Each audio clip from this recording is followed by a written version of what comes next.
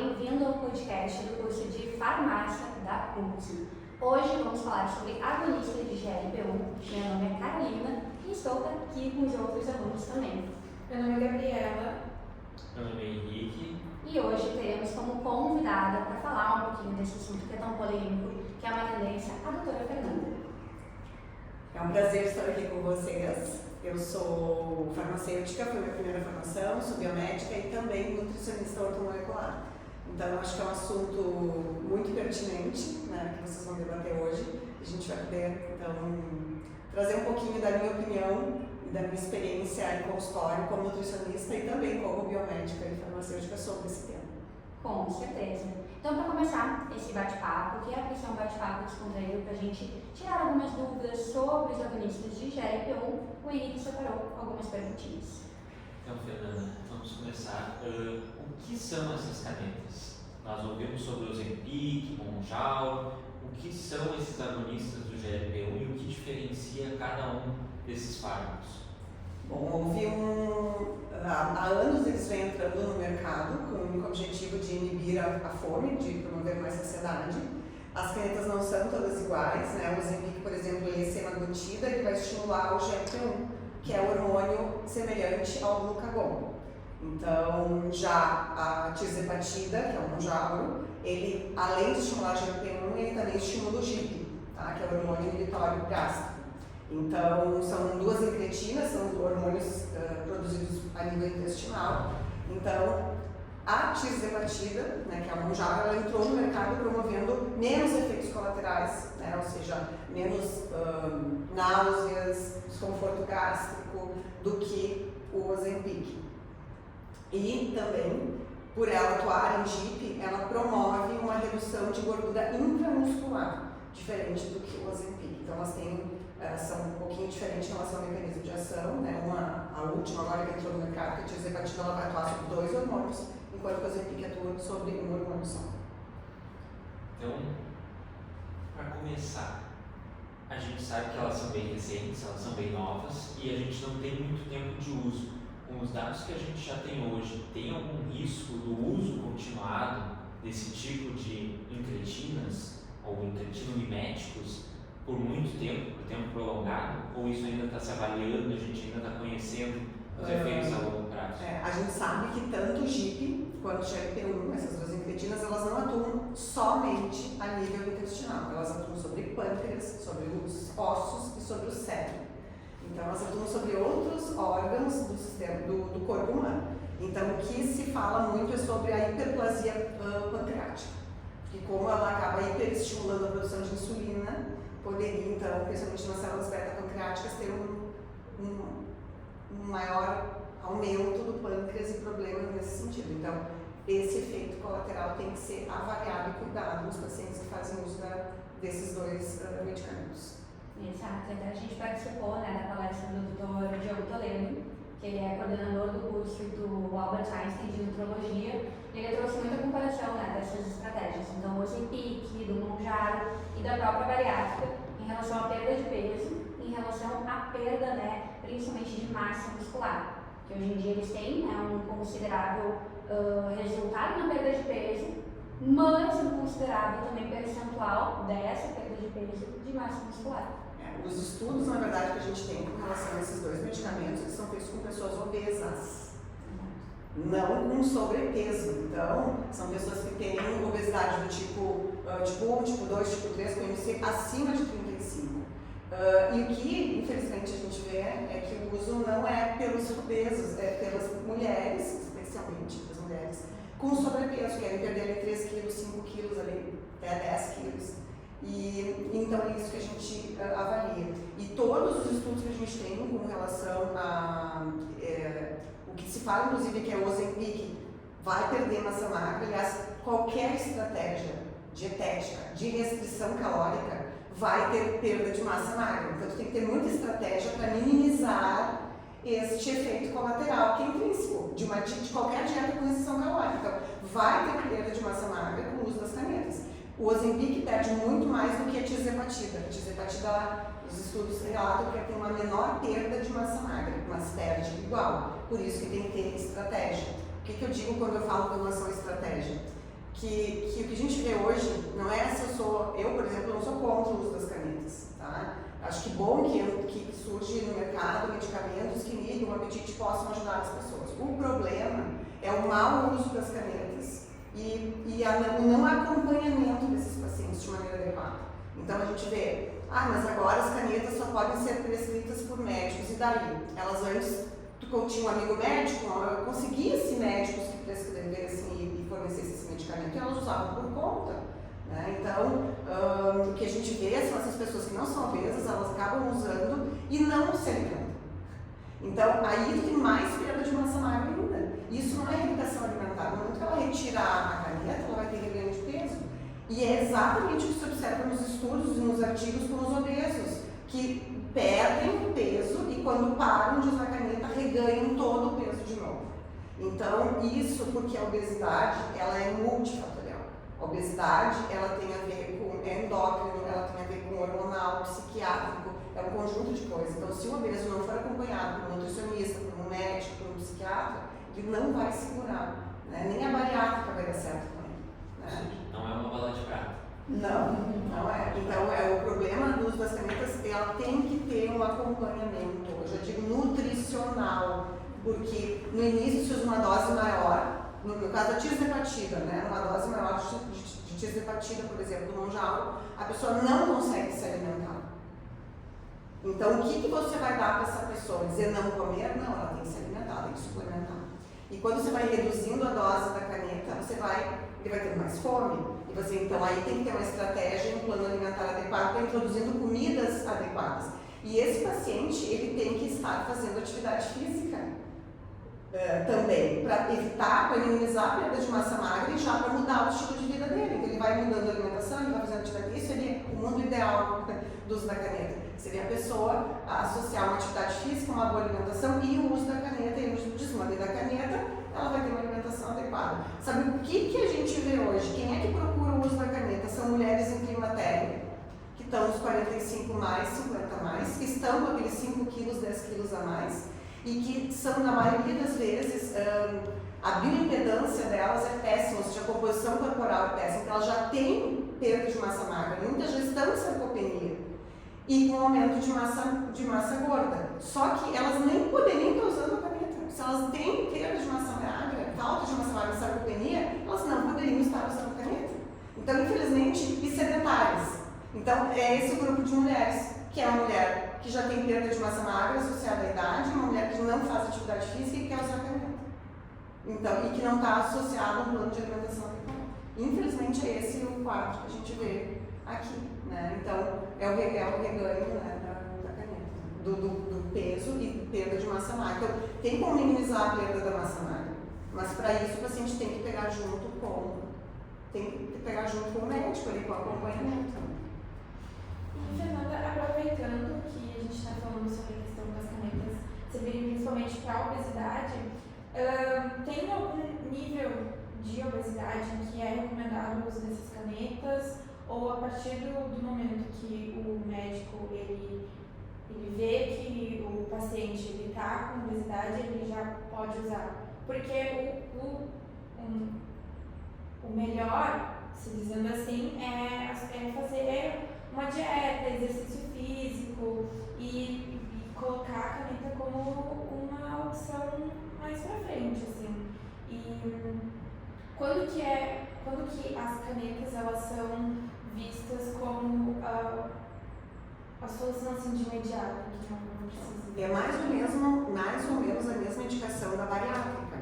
Então, tem que ter obesidade, então o IMC acima de 35, e doenças, comorbidades associadas, né, que é o diabetes de tipo 2, hipertensão e a própria obesidade. Então, a síndrome metabólica, ela tem que ter alguma comorbidade para ter indicativo tanto de fazer a bariátrica quanto do uso da caneta.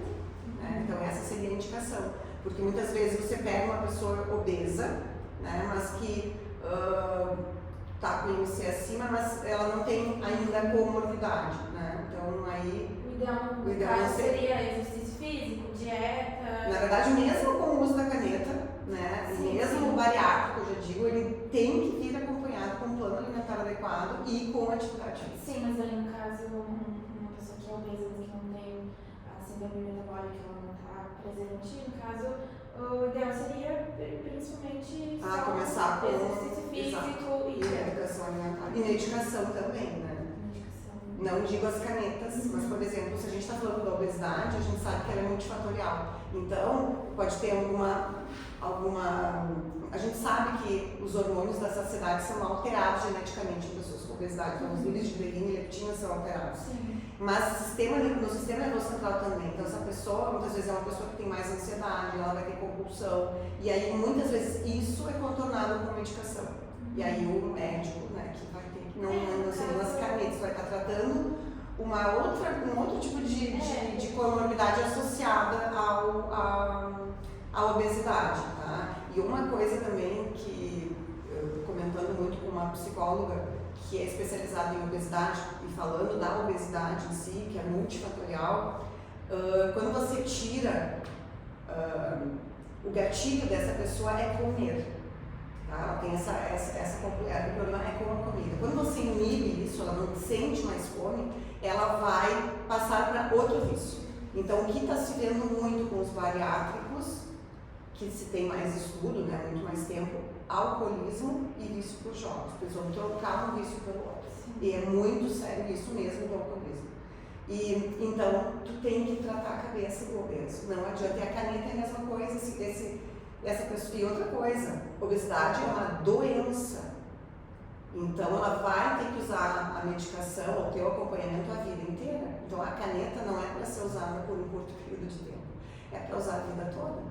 Associada com acompanhamento psicológico, com acompanhamento psiquiátrico, com acompanhamento nutricional. E assim como a bariátrica deveria ser. Só que o que a gente vê no Brasil hoje é que o SUS aumentou muito as cirurgias, por exemplo, bariátricas, só que o paciente é largado, ele não tem uma equipe que acompanha ele precisa de suplementação a vida inteira, e ele não ganha suplementação do SUS, ele reduz a capacidade absortiva dele, e ele simplesmente precisa de nutrientes, de vitaminas, de minerais, e ele não ganha isso, ele não tem dinheiro para comprar, não tem dinheiro para pagar um nutricionista, nem um psicólogo, nem um psiquiatra. E aí acaba caindo no alcoolismo, enfim, e reganhando. Muitas vezes o bariátrico ele reganha o peso. E com as canetas, o que a gente vê isso, parou de usar a caneta, reganhou, os estudos mostram que os obesos estão reganhando por causa disso. E também tem que sustentar o custo da caneta, né? Que o custo da caneta é bem elevado, principalmente no geral. Aproveitando sobre o preço das canetas, né? É um preço bem elevado. E ultimamente tem sido promovido suplementos que imitam essas canetas, que são medicamentos, que eles têm o intuito de imitar o resultado das canetas. Tem vários suplementos, vários nutracêuticos que têm essa capacidade de estimular a GLP-1. Na minha prática clínica, nenhum foi eficaz com as minhas pacientes, vou ser muito sincera. Não teve nenhum que eu tenha dito, nossa, esse funcionou mesmo, para inibir o apetite e tirar a fome, tá? Então, para não dizer que uma paciente me relatou que ela teve muita náusea, que é exatamente o mesmo mecanismo de ação do que o Ozempic e do que o Mounjaro, porque eles vão inibir paralisar, digamos assim, o funcionamento, diminuir o retardo do esvaziamento gástrico, paralisa todo o trato gastrointestinal e diminui a produção de enzima digestiva. Então, ela tem, obviamente, a náusea. Você vai consumir alguma coisa, você vai se sentir nauseado. E, então, ela me relatou isso, disse, não quero, não gostei, não quero sentir isso. Mas, não. Tá? A gente, aliás, tem que ter muito cuidado quando por exemplo, antes de surgirem esses suplementos, esses nutracêuticos que estimulam o GLP-1 e proporcionam mais saciedade, que na minha prática clínica eu não tive sucesso com eles. Antes deles existiam aqueles que eram redutores de cintura. Morosil, acho que foi um dos primeiros, eu acho. Foi, Então, e depois deles surgiram vários outros. E eu uso muito eles na minha prática, porque eles ajudam a melhorar todo o perfil lipídico do paciente. De fato. Então, se é um paciente que tem uma esteatose hepática, um paciente que tem uma dislipidemia, triglicerídeos elevados, colesterol elevado, eles vão ajudar muito a melhorar isso, mas eu nunca vou vender ele, porque ele é um redutor de cintura. Ele melhora outras coisas. Tem ou um benefício mais sistêmico, eu acabo utilizando junto, se a paciente tem isso, junto, de novo, com a nutrição associada e sempre estimulando a prática da atividade física, é um conjunto de coisas. Né? A gente conversa muito no nosso dia a dia do trabalho, o que é realmente efetivo, tem um estudo realmente, eu acho que bem estruturado para a gente conseguir perceber de uma forma assertiva e o que é tendência, né? O que é a moda no momento. Então, geralmente, quando a gente fala no perfil de paciente que seja indicativo, né, trabalhar com um JAR ou Ozempic, a causa primordial, acho que antes de tudo, seria também o manejo da ansiedade. Sim, então, tentar identificar o que é o gatilho dessa paciente. Todo mundo quer um resultado imediato, fácil, né? Mas esse é o que mais tem efeito contrário depois. Não, todas as pessoas que o que acontece? Eu sou biomédica também, trabalho com estética. Então, eu tenho pacientes que são da nutrição e tenho pacientes que são da estética. Vários pacientes meus que são só da estética, eles chegaram ao consultório Fernanda, usaram o Ozempic na época, no verão passado, e chegaram no consultório completo, virado em pelanca, vou dizer bem esse termo. Má orientação, o que aconteceu com elas? Elas não comeram, perderam peso e junto muita massa magra. E a gente viu isso, essa massa magra não só muscular, mas da pele, né, perde proteína, colágeno, ficou flácida. E aí a gente disse assim, olha, tu vai gastar muito dinheiro do estimulador aqui, mas tu vai ter que fazer uma atividade física e começar a suplementar, fazer toda a parte. Aí ela vira paciente da nutrição, né? Porque ela tem que melhorar a alimentação dela e aí melhorar aquela, antes de entrar com o estimulador, melhorar aquela flacidez. E existem as pacientes da nutrição, que são minhas pacientes, que dizem, Fernanda, eu estou com vontade de usar a caneta. Tu me ajuda nisso? E aí eu digo, sim, eu vou te ajudar, porque aí sim vai dar certo. Ela não é uma paciente obesa, né, uma paciente com sobrepeso, que vai usar por um determinado período de tempo, e durante aquele período de tempo eu vou fazendo que ela perca o mínimo de massa magra possível, entrando com a suplementação, e quando ela vai reduzindo a dose da caneta, a gente vai ajustando a alimentação. Só que o que a gente vê hoje? É o contrário, as pessoas não comem, e quando tem vontade de comer, cai na torta, no doce, então elas não têm plano alimentar. Então qual é a chance de reganhar depois que para a caneta? É muito elevado, né? Então, infelizmente, o que a gente vê que são os médicos que estão se prescrevendo a caneta não são, muitas vezes, nutricionistas, não são nutrólogos, são, às vezes, médicos de outras especialidades, alguns endocrinologistas, mas que dão sugestões, assim, sabe? Sugerem, come isso, come aquilo, isso não é plano alimentar, isso não é estratégia nutricional. Tu trouxe um ponto muito importante, né? Paciente com sobrepeso e obesidade que tu apoia, então, a utilização. E se tu te deparasse no consultório com uma paciente eutrófica, que almeja agora para essa reta final de ano perder 3, 4 quilos, tu faria um bom direcionamento ou apoiaria a utilização da caneta também? Se ela já é uma pessoa praticante de atividade física, se ela já tem um percentual de massa muscular adequada, não está em sarcopenia, e se ela já é paciente há muito tempo e ainda está com aqueles 3 quilos, sei lá, eu acho que eu apoiaria sim, com certeza. Mas paciente, primeira vez que chegou no teu consultório e já almeja usar, tu seria a favor ou contra? Não, acho que não, porque aí tem que avaliar primeiro como é que a alimentação, se ela está com uma alimentação adequada, se ela já faz atividade física, se eu percebo que ela está toda meio errada. Sim. Porque às vezes nem é que ela está com toda a alimentação errada, são pequenos erros diários e aquilo ali faz toda a diferença no total. Então, quando a gente faz esses ajustes e entra com os nutracêuticos que de fato vão ajudar a melhorar esse perfil lipídico, vão ajudar, existem nutracêuticos que melhoram o ganho de massa, que foram testados com pacientes sarcopênicos acamados, existem suplementos que estimulam a irisina, que é um hormônio liberado durante a prática da atividade física e que tem efeito Brown, que é transformar o tecido adiposo branco em tecido adiposo marrom. E então existe suplemento que estimula a produção da irisina, então entra com esses nutracêuticos, ajusta o plano alimentar e entra com a atividade física. Eu não apoiaria entrar com a caneta nesse caso. Concordo, com certeza. Na minha percepção, né, como também nutricionista, Monjaro e Ozempic teria que ser a escolha após algum acompanhamento e após realmente ajeitar a casa, que nem a gente fala. Não tem condição de entrar com uma caneta sem estar com a casa arrumada, né? Esse é o maior erro das pessoas. Elas não têm estratégia nenhuma e entram com a caneta e ficam sem comer. Muita perda de massa magra, vai parar de usar a caneta, vai ter ganho de peso. É uma paciente, às vezes, como eu já falei, já tem perda de massa magra, ela já está sarcopênica e ela vai fazer tá gordinha, ela tá mas ela nunca fez bioimpedância, então o mínimo que o médico tem que fazer antes de prescrever a caneta é uma bioimpedância no paciente, para ver a composição corporal dele. Mínimo.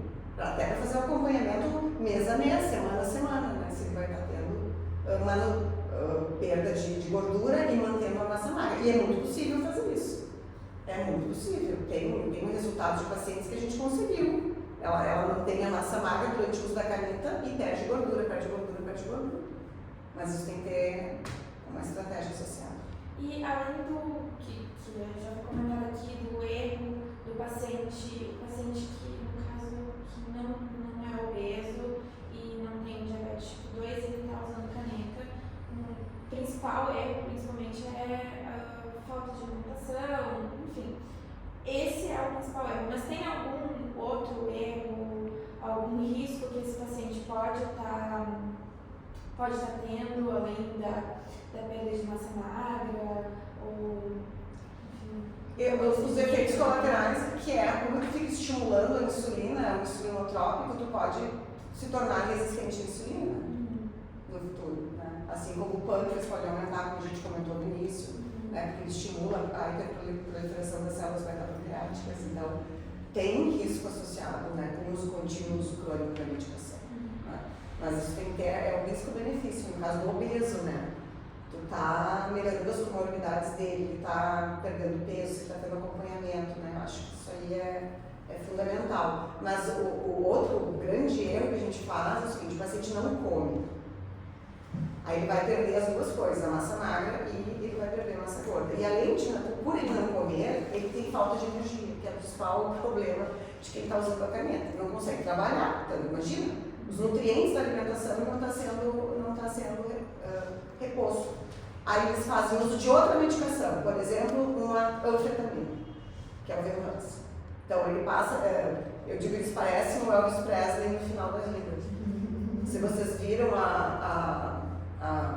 documentário, aquele empresário, ele dopava ele para dormir e dopava para ele acordar. Ele era um zumbi. E o que a gente vê é a pessoa toma Venvanse para acordar, para conseguir trabalhar e usa a caneta. E aí toma alguma coisa para dormir também para se acalmar na noite. Então quando tu vê ele tá tomando medicação para dormir, ele está tomando medicação para acordar e faz uso da caneta para perder peso. Então infelizmente é isso que também a gente acaba vendo. Por isso que o paciente que está no uso da caneta, ele tem que estar todo ajeitadinho, como a gente diz. Ele tem que usa a caneta, tem que estar com a suplementação, com atividade física, com um plano alimentar adequado e com suplementação de vitaminas e minerais, porque senão ele vai ter perda de falta de energia. Eu fiquei com uma dúvida agora. Existe restrição de idade para o uso dessas canetas? Tem uma faixa etária máxima e mínima que elas devem começar a ser utilizadas?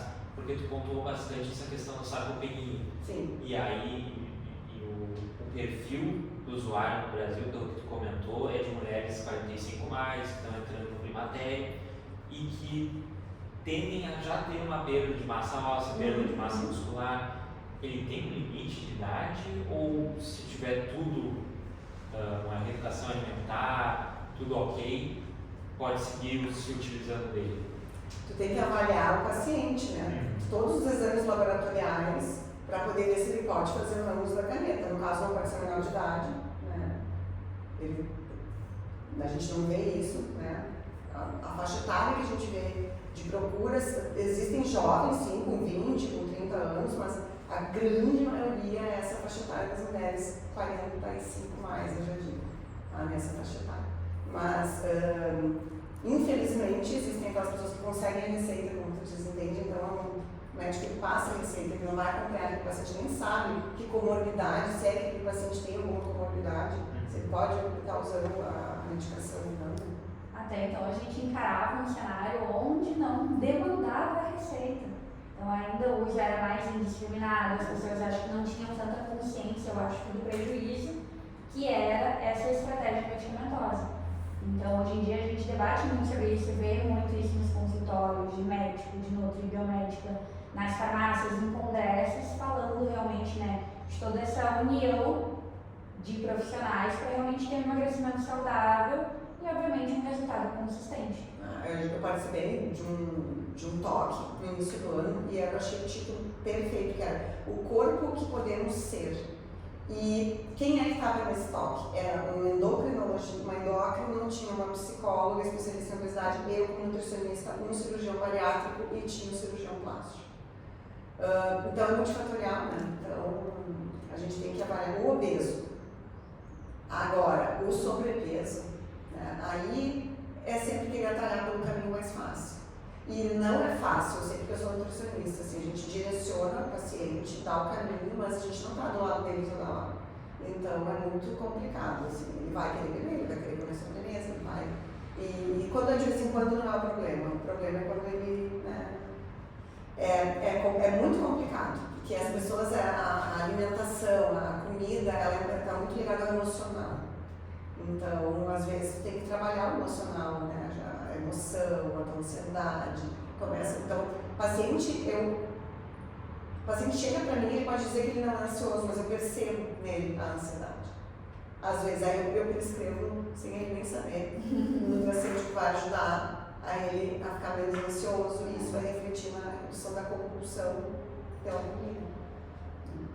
Com certeza a gente escolheu para esse momento em virtude da tua visão bem integrativa, né, de conseguir, eu acho que unir todos esses mundos que são fundamentais quando a gente pensa em emagrecimento, mas pensa em qualidade de vida. Então, eu acho que esse acompanhamento faz muito sentido para a gente ter um resultado, para a gente realmente trabalhar de uma forma, eu acho que mais inteligente as canetas, que são hoje em dia uma estratégia que, claro, tem um resultado incrível, né, no mundo do emagrecimento, mas que devem ser usadas com muita responsabilidade. Com certeza, eu acho que não é ser contra ou a favor da caneta, né? O problema é não ter acompanhamento nutricional. Não adianta ter acompanhamento médico e esse acompanhamento médico não é associado com acompanhamento nutricional. Então, a gente, vários congressos que a gente participa, online e tal, elas falam das equipes. Então, dentro da equipe, é uma equipe. Esse paciente que vai fazer uso da caneta, ele tem um nutricionista na equipe, ele tem um médico, ele tem uma equipe. Só que nem sempre a gente vê isso, né? A equipe é o médico que prescreveu a caneta, ele não dá acompanhamento nutricional para esse paciente. E nem pergunta se ele faz uma atividade física, enfim, né? Vou começar a usar a caneta, é isso. E aí o paciente já tem que estar começando a fazer uma atividade física pela perda de massa magra, né? A gente consegue amenizar isso pela alimentação, pela suplementação, mas a atividade física é muito importante também. Com certeza. Temos mais algumas perguntas? Então, acho que para finalizar esse momento, esse bate-papo, que é para ser um bate-papo bem objetivo, curto, mas que contemple todas essas dúvidas, as demandas sobre GLP-1. Gostaria que abrisse espaço para te deixar algumas palavrinhas para os alunos da PUC, para quem estuda então, né, farmácia, um recadinho para a gente. Nossa, é um prazer estar aqui, né, com vocês. E farmácia, eu digo, é um curso para os fortes.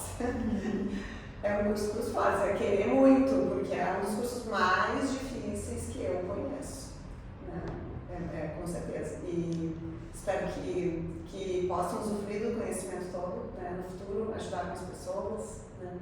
E foi um prazer. Foi um prazer. Muito obrigada. Agradecemos então. E obrigada a todo mundo.